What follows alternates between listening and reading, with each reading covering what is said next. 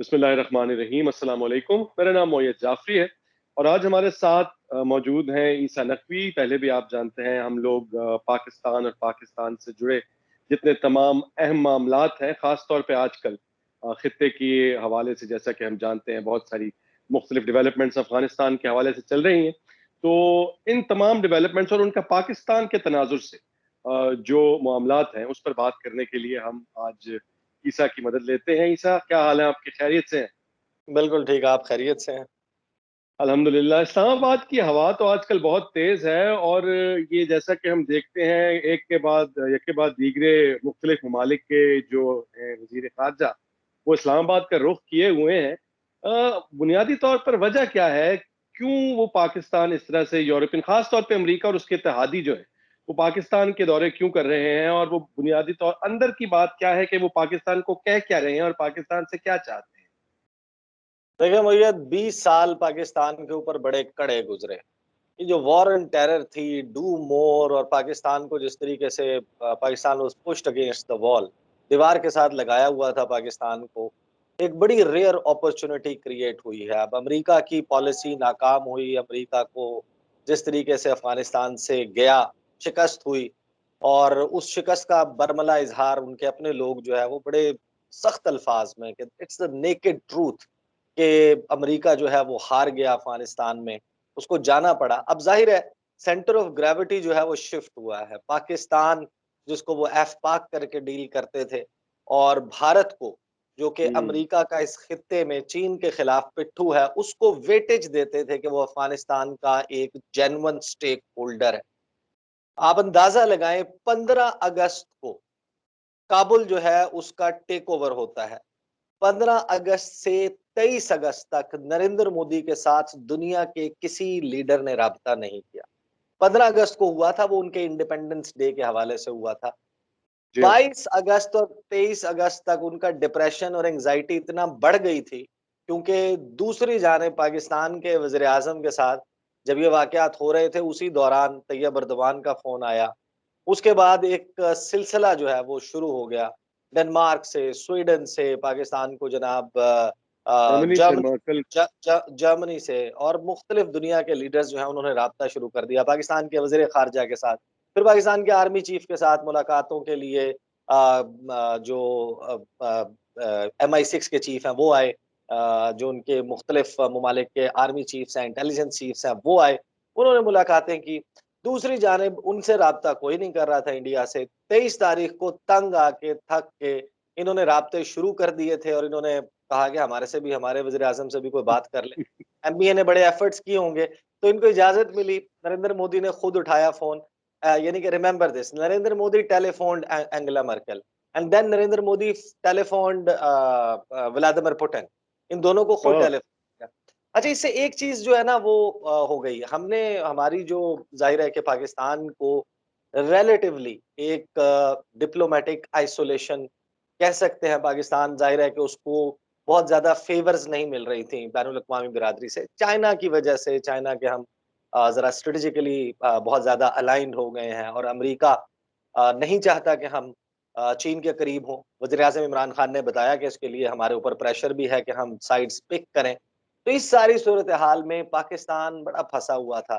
कभी FATF में हमारी जो है वो बाजू मरोड़ी जा रही है, कभी जो उनका रिलीजियस फ्रीडम का कमीशन बना हुआ है, जी। उसमें पाकिस्तान को कंट्रीज़ ऑफ पार्टिकुलर कंसर्न में डाल रहे हैं। अब जो रेयर अपॉर्च्युनिटी है वो ये कि एक कतार बनी हुई है पाकिस्तान के दारुल हुकूमत और रावलपिंडी के बाहर, और दुनिया भर के जो वज़राए ख़ारिजा हैं वो आ रहे हैं, मुलाकातें कर रहे हैं। आज जिस वक़्त हम ये बात कर रहे हैं, अभी तक ये चीज़ रिपोर्ट नहीं हुई, लेकिन इटली के वज़ीर ख़ारिजा जो हैं, अगर तो आप अभी फ़ौरन लगा देंगे वीडियो, तो ज़ाहिर है कि लोगों को यही कहना चाहिए कि वो पहुँच रहे हैं। अदरवाइज़ जो है वो शायद जब आप ये वीडियो देख रहे हों वो पहुँच जाएँ। तो दुनिया भर के जो वज़ीर ख़ारिजा आ रहे हैं पाकिस्तान, पाकिस्तान के वज़ीर-ए-आज़म से, आर्मी चीफ से बात हो रही है। ये जो है वो पाकिस्तान की एक इंटरनेशनल रेलेवेंस क्रिएट हुई है। बैनुल अक़वामी सतह पर पाकिस्तान इस वक़्त जितना अहम है, वो बहुत इसको जो है एक रेयर अपॉर्च्युनिटी समझा जाए। और अगर अब भी पाकिस्तान की लीडरशिप इस सारे मामले में एक अच्छा पाकिस्तान के लिए अपॉर्च्युनिटी क्रिएट नहीं कर पाती, तो फिर ये बदकिस्मती होगी। हुकूमत जो है उसका मेरा ख्याल है फोकस इस वक्त होना चाहिए कि ये जो रेपो डेवलप हो रही है मुख्तलिफ ममालिक के साथ, इसको ट्रांसलेट किया जाए into our expansion of our economic relations, और जो बैनुल अक़वामी प्लेटफॉर्म्स हैं उस पर पाकिस्तान के लिए सपोर्ट जो है वो मस्टर अप की जाए, वो इकट्ठी की जाए। FATF के मामलात हैं, दुनिया हमसे क्या मांग रही है कि अफगानिस्तान की सूरत हाल है, हम तो निकल गए, हम तो अब छोड़कर भाग रहे हैं, हमारे वहाँ पर कुछ लोग फंसे हुए हैं, अफ़गानिस्तान की सूरत-ए-हाल के ऊपर शर्मिंदगी का सामना है। आप अंदाज़ा लगाएँ कि बरतानिया के वज़ीर दिफ़ा जो हैं, वो ये कह हम्म। रहे हैं कि अमेरिका सुपर पावर नहीं रहा। सुपर बिल्कुल। पावर जो है वो स्टिक करती है, वो छोड़ के नहीं भागती, जो छोड़ जाए वो सुपर पावर नहीं होती। जो बाइडेन को जो है वो कमज़ोर सदर होने के ताने मिल रहे हैं अपने हवारियों, अपने हलीफों, अपने इत्तेहादियों की तरफ से। अब ऐसी सूरत-ए-हाल में दुनिया रुजू कर रही है, रुख कर रही है पाकिस्तान का। पाकिस्तान से अब वो चाहते हैं कि पाकिस्तान अफ़गानिस्तान के मामले पे उनकी मदद करे, उनकी फेस सेविंग करे। बेसिकली जो शिकस्त का दाग है, उसको धोना असल हम्म। मकसद है कि अटेंशन अच्छा। थोड़ी-सी डाइवर्ट हो जाए। पाकिस्तान पर पहले जिस तरीके से मलबा डालने की कोशिश की जा रही थी, सिचुएशन इस तरीके से तब्दील हुई, ये तो खुदा का करम हुआ है कि पाकिस्तान जिसको स्केपगोट करना था, जिसके ऊपर यहाँ पर ब्लड शेड होने करने की पूरी तैयारी थी। खैर और मुख्तलिफ प्लान्स चल रहे हैं, during the course of our discussion हम उनके ऊपर भी बात करेंगे।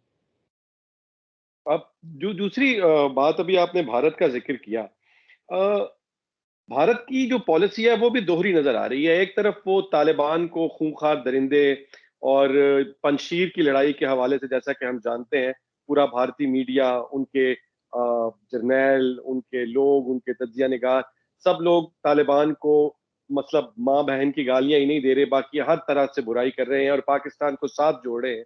इनके इस हवाले से दो सवाल मैं करना चाह रहा था, और एक पहला सवाल तो यह है कि एक तरफ तो भारत ये कर रहा है और दूसरी जानिब खुद तालिबान के साथ राब्ता जो है वो इस्तवार कर रहा है, उनके साथ बातचीत करने की कोशिश करता है। तो क्या वो दहशतगर्दों से बातचीत और अफाम तफहीम करना चाहता है? अगर वो उसको दहशतगर्द और मानता है, दरिंदे मानता है, तो फिर किस बुनियाद पर अफाम तफहीम कर रहा है? और दूसरा, इस सारे मामले में जिस तरह पाकिस्तान को खींच कर रगड़ने की कोशिश कर रहा है, तो पाकिस्तान और भारत के जो आपसी ताल्लुकात हैं, वो आपको किस तरफ जाते हुए दिखाई दे रहे और ये तो आपके इस सवाल पे 2 दिन बात हो सकती है।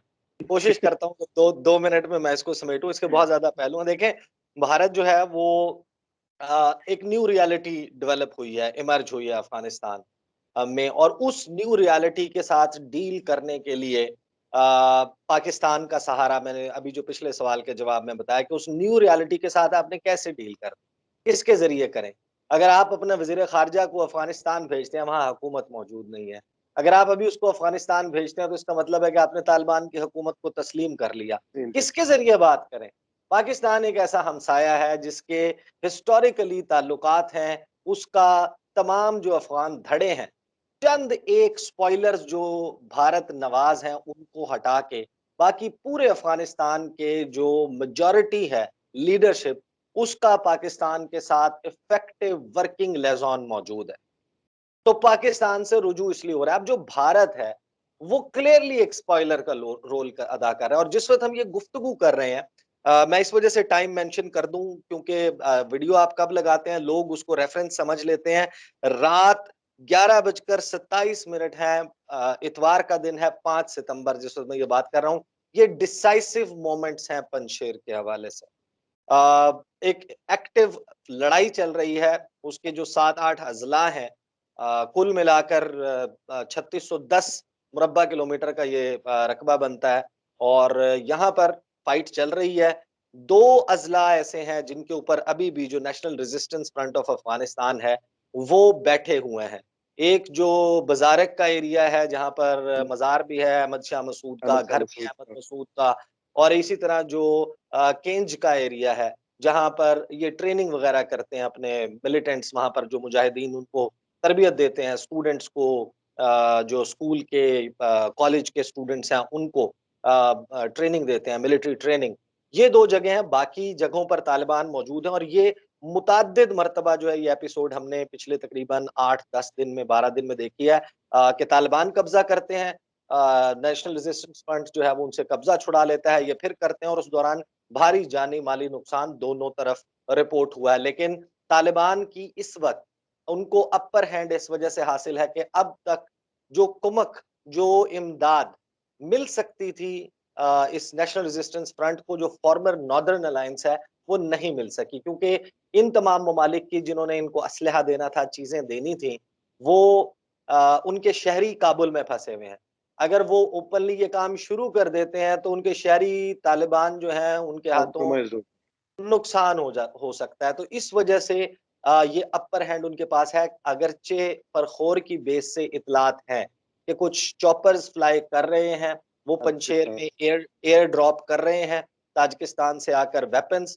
ताजिकिस्तान ने इसी दौरान अहमद शाह मसूद को और जो बुरहानुद्दीन रब्बानी है, साबिक सदर अफगानिस्तान के, उनको उनके मरने के बाद जो सबसे बड़ा सिविलियन अवार्ड है ताजिकिस्तान का, ऑर्डर ऑफ इस्माइल सोमोनी, वो दे दिया है।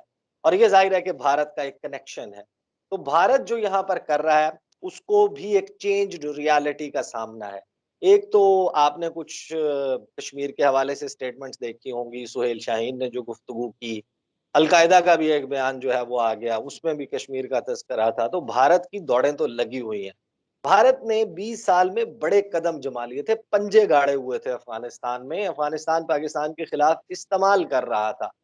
2016 में पाकिस्तान में नवंबर के महीने में तय हो चुका था कि सार्क सरबराह इजलास होना है। भारत ने कहा कि पाकिस्तान में कंड्यूसिव एनवायरनमेंट नहीं है। अफगानिस्तान ने बढ़ चढ़ कर उसका साथ दिया। ये जितने लोग भारत की जबान बोलते थे, अब उसने एकदम ग्राउंड लूज किया है। जो सेन वॉइसेस हैं भारत में, वैसे तो बहुत कम है, लेकिन उन्होंने कहा कि ये कितना बड़ा स्ट्रेटेजिक ब्लंडर था कि आपने, लोग ये छुप छुपीते करते हैं, ये आपने ओपन रखी हुई थी पॉलिसी कि आप तालिबान को मरवा रहे थे। तालिबान को आप मरवाते रहे और नतीजा ये निकला कि अब तालिबान पावर में और आपको समझ नहीं आ रही। जो उनके एम्बेसडर हैं दोहा के लिए, दीपक मित्तल, उन्होंने मुलाकात की जी। दोहा में और उनसे कहा कि मेहरबानी करें हमारे साथ कोई आपको पता है कि इसमें बड़ी शटल कॉक बने दोस्ती रहे की बात। जयशंकर भी, वो भी, उन्होंने भी 3 हाज़िरियाँ दी दोहा में। तालिबान का सियासी दफ्तर है जहाँ पर।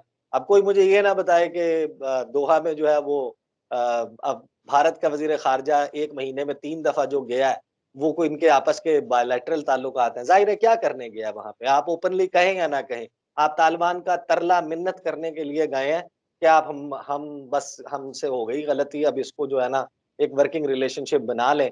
हमारा 3 अरब डॉलर भी वहाँ पर लगा हुआ था, हमने हमारा इतना कुछ है। भारत बेसिकली इस मामले से क्योंकि जो उनका आईएनएसटीसी है, international north south transport corridor, और अफगानिस्तान में वो बहुत ज़्यादा प्लान करके बैठे हुए थे, वो सारा कुछ डूब गया। तो ज़ाहिर है भारत जो है वो हाथ-पाँव मार रहा है अफगानिस्तान की, लेकिन अंडर एस्टिमेट नहीं करना चाहिए।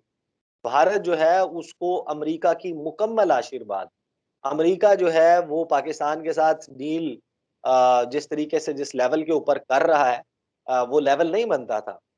जो बाइडेन को कितनी तनकीद का निशाना बनाया फिर इन्होंने कि यार आप वजीर आजम इमरान खान से बात नहीं करते। किस किस्म का अमरीकी सदर है? अफ़गानिस्तान से पुल आउट कर रहे हो। अफ़गानिस्तान के हवाले से आप किसी बच्चे को उठा के पूछ लें, एक इंतहाई लो आईक्यू लेवल का या एक इंतहाई लो इंटेलेक्ट का बंदा हो, उससे पूछ लें यार अफ़गानिस्तान का मसला है, बात किस-किस से करनी चाहिए? सबसे पहले नाम पाकिस्तान का आएगा। और ये सदर जनाब आने के बाद 20 अब वो ज़िद में जनवरी मेरा को ख्याल है पड़ गए। सदर बने। हाँ, ज़िद बन गई ज़्यादा, थोड़ा-सा वो है कि पाकिस्तान जो है उसको हमने ज़ाहिर है चीन वाले मामले के ऊपर ये सारा मामला है, तो ये सूरत-ए-हाल है। चलें। और इन वेरी स्मॉल, आपके लिए एक छोटे से जवाब में मुझे ये बता दीजिए कि हमारा इंडिया के साथ प्यार मोहब्बत बढ़ने वाला है, मामलात इसी तनख्वाह पर चलेंगे या अबतरी की जानिब? अच्छा, मैं एक बात बताऊँ कि बहुत ही कॉशियस, अगर ऑप्टिमिज़्म होनी भी चाहिए तो बड़ी कॉशियस होनी चाहिए। मुझे नहीं लगता कि ये जो पा 25 फरवरी को एग्रीमेंट आपने सीज़ फायर का रीच किया था, ये कब तक बरकरार रहता है। होना तो यानी कि ये कर तो ये रहे थे, जो इनकी जो डबल स्क्वीज़ स्ट्रैटेजी है, जो हुँ। दोवल डॉक्ट्रिन है, जो इनका ऑफेंसिव डिफेंस का डॉक्ट्रिन है, वो यही था ना कि आप पाकिस्तान जो है उसके अंदर फॉल्ट लाइंस के ऊपर काम करें, साथ ही पाकिस्तान की मशरकी सरहद पे भारत खुद बैठा हुआ है, जो वेस्टर्न मगरबी बॉर्डर्स हैं सरहद पे उनसे आके बैठ उनको जाएंगे, भी ट्रिपल स्ट्रेच। अनसेफ कर दें, अनसेफ कर दें। तो बात ये है कि यहाँ पर तो पाकिस्तान ने बड़ी यानी कि क्रेडिट देना चाहिए कि आपकी जो सिविल और मिलिट्री लीडरशिप है, उसने फेंसिंग ऑफ बॉर्डर उस पे कॉम्प्रोमाइज़ नहीं किया। आपने 2611 किलोमीटर का बॉर्डर है, तकरीबन सारे के सारे पे बाड़ लगा दी है। वो जो खदशा था ना, वो उस तरीके से मौजूद नहीं है, लेकिन उसके नतीजे में क्या होगा? भारत ने हमेशा ऐसी सिचुएशन को एक्सप्लॉइट किया है और पाकिस्तान के साथ line of control, line of actual contact, working boundary, इसके ऊपर सूरत-ए-हाल खराब की है। अब ये ज़ाहिर है कि एक भूस है, इसमें चिंगारी अगर एक दफ़ा गिरी, तो वो आग पकड़ेगा। ऐसा ना हो तो ज़्यादा बेहतर है, लेकिन भारत की जो हिस्ट्री है, वो हमें यही बताती है कि इस किस्म के मामलात भारत करता रहता है और ऐसी कोई छेड़छाड़ हो सकती है। थैंक यू सो मच आपके वक्त देने का ईसा, अपना ख्याल रखिए और इंशाल्लाह ताला बल्कि सेफ भी रहिए। आजकल कोविड बहुत फैला हुआ है, हम तो इससे गुजर गए हैं और ये आने वाले वक्त में पंजशीर की जो डेवलपमेंट कंप्लीट हो जाएगी तो अफगानिस्तान की जो हुकूमत साजी है उस पर आपसे एक दफा फिर बातचीत करेंगे। Thank you for joining us. Allah. Thank you Mohit. Allah